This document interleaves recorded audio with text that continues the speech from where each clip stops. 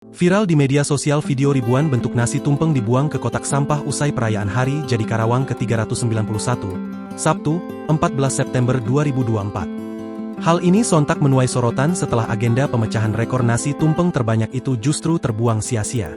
Ribuan nasi tumpeng yang baru dimakan sebagian, bahkan masih ada yang utuh justru dibuang ke kotak sampah oleh petugas kebersihan. Diduga nasi tumpeng beserta lauknya itu sudah tak layak makan sehingga terpaksa harus dibuang. Ratusan porsi nasi tumpeng harus dibuang usai sesi pemotretan pada acara tersebut. Warga yang membawa tumpeng itu juga merekam aksi petugas kebersihan yang membuang tumpeng yang ia bawa. Padahal ia sudah menghabiskan biaya hingga jutaan rupiah untuk membuat tumpeng tersebut. Namun tumpeng yang ia bawa justru dibuang sia-sia oleh petugas kebersihan. Tuh lihat dibuangin, padahal sayang banget. Sayangnya, sampai 5 juta rupiah saya patungan buat bikin tumpeng. Sayang banget, kata warga yang menyesali acara tersebut. Diketahui bahwa dalam rangka HUT Karawang ke-391, pemerintah Kabupaten Karawang berhasil memecahkan rekor muri dengan menyiapkan 1.600 nasi tumpeng.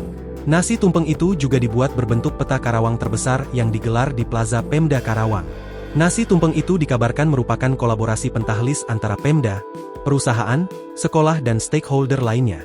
Terkait berita tentang nasi tumpeng yang dibuang di Karawang, Bupati A.F. Syahpuloh memberikan klarifikasi bahwa sebagian kecil dari nasi tumpeng tersebut sudah tidak layak untuk dikonsumsi.